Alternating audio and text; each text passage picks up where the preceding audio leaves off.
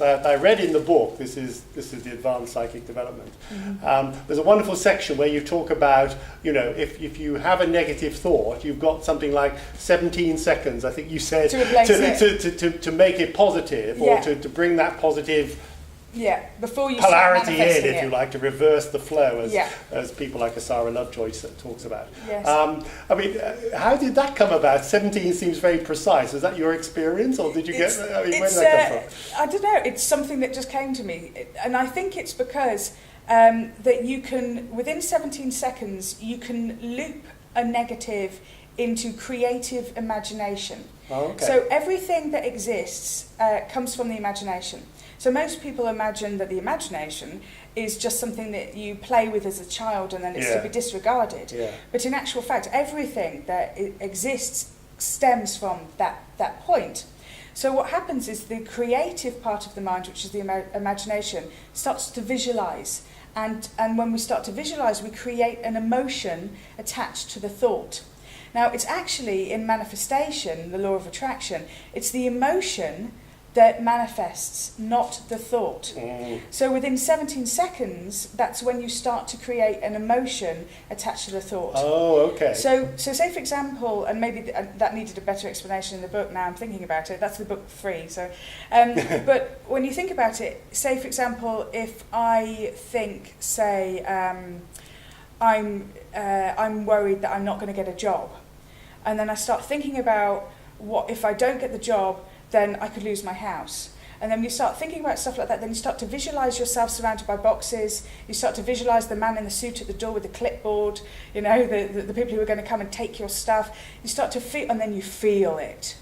And your body goes, oh no, oh my God, oh. And you feel it, and it feels choking, and it's emotional within 17 seconds. Okay, yeah. So as long as you've had the thought and you haven't looped it into the emotive, then you're fine. So you've got time to just be able to go, that was nonsense, what am I talking about? Of course I trust myself to fix this. Yeah. So you can turn it around really quickly by being, it's what I describe as being your inner positive spin doctor.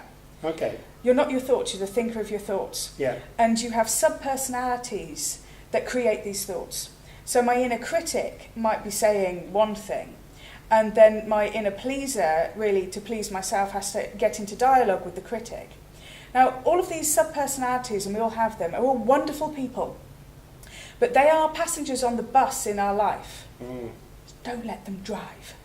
If they drive your life, then the inner critic will just never let you to do anything. The pleaser will just let you pick up hitchhikers. So really, the person that needs to be driving the bus is this awareness, it's an inner knowing, it's an observer of something else, but it's your intuition that needs to be driving the bus. It's that inner knowing. Are you one of these people who sort of subscribes to the view that, you know, this can be interrupted by some pattern interrupt, you know, could be a 17-second thing, it could have a stopwatch there and say stop, you know, I'm in this negative thought cycle, now I want to stop it and I want to go into a positive. But of course, in reality, quote unquote, you know, a lot of people don't experience that. I mean, I know for myself, you know, one negative thought leads to another, leads to another, leads to another, and it's like, wow, and then suddenly 10 minutes later you think, shit, you know. Yeah. You know, what's your take on that? Do you have a sort of practical application as to how people can, or is it just a question of observing? No, I think that it's really great to be able to observe the mind, but it will drive you crazy if you keep observing it all the time. Yes. Because then, unfortunately, what happens is we create negative judgment about the negative thinking and end up with twice the negative. Yes. So, in actual fact, I laugh myself stupid about the stupid things I think. So, laughter is like your... just the easiest thing. But in actual fact, and this is hard in one sense to get your head around, but ridiculously simple, which is I don't judge the negative thinking to be negative. The reason why I laugh at it is because I just think it's so human and so cute. It's ridiculously cute.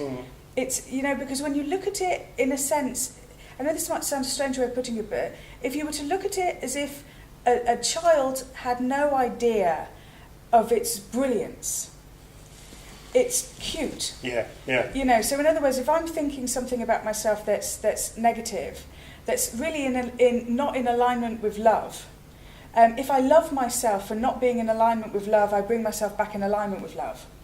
So if I think to myself, oh, I'm such an idiot, I can't believe I did that, and then I go, I love myself for being an idiot, that's really funny, then I can actually, I'm not creating negative on top of negative, I'm just allowing myself to forgive myself instantaneously. Because if you don't forgive yourself for all of the negative thoughts that you think that you're thinking, and then you assume that you are negative, and then you start to unravel yourself to classify yourself that isn't, in a way that is really not productive. So, you know, I love myself for the fact I think negatively. It means I'm human. I love myself for the fact that, you know, at times I hate myself. And I love myself for hating myself, because it's ridiculous to hate yourself. How fun is that? That's stupid. So it's fun.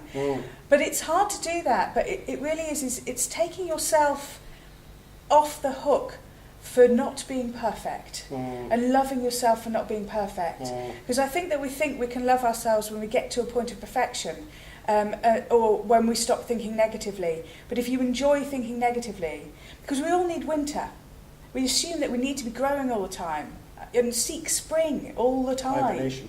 And of course this leads to real depression, because when we finally allow the winter to happen, and then we may end up on antidepressants, or winter is supposed to happen. When we fight being depressed or sad, then it's a sad thing. But what keeps us sad in depression is judging it to be wrong and fighting against it. Maybe the time is just to go into the winter. Winters can last an afternoon. They can last a whole day, or for some people they can last a lifetime. But that's our personal choice about how we're viewing the winter. If we view the winter to just be winter and we'll come out into spring eventually, then I think it would actually help people a lot with depression and the yo-yoing of emotions. Yeah.